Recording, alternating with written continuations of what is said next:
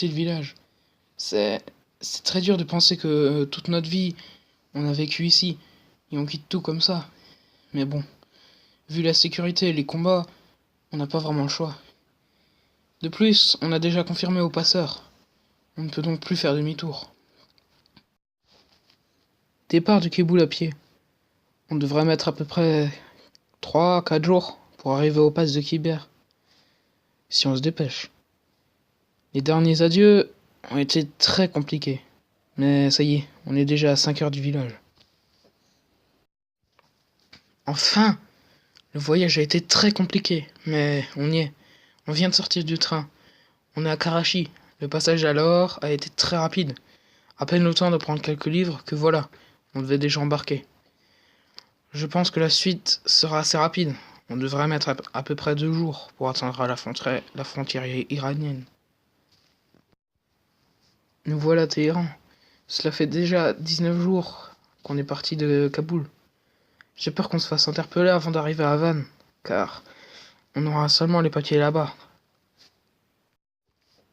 Enfin, on y est!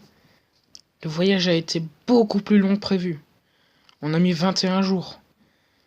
Bon, le plus important, c'est qu'on est à Havane. Dans 1 heure environ, on devrait recevoir nos papiers. Après 2 jours de marche, premier contrôle par la police. On ne peut pas l'éviter, sinon, ce qu'on doit faire en bus, on va le faire à pied. Et vu qu'on a eu nos papiers, autant les utiliser. Démarrage et en route, après des heures de vérification. On peut enfin partir pour Istanbul. On est censé y arriver dans 8 jours et s'y loger pendant à peu près 23 jours. Ça va être long. Ça y est, on est arrivé à Kusadasi. Mais je crois que nous ne sommes pas les bienvenus. À peine arrivé, tout de suite jeté en centre de rétention. Là où mon père et mes 2 frères retourneront à Kaboul. Plus que ma mère en pleurs et moi. Samos. Encore un contrôle. Mais là, ça ne dure pas que 2 heures. Mais bien 55 jours. Et dire que ça fait déjà 107 jours. Bon, on est arrivé à Izmir.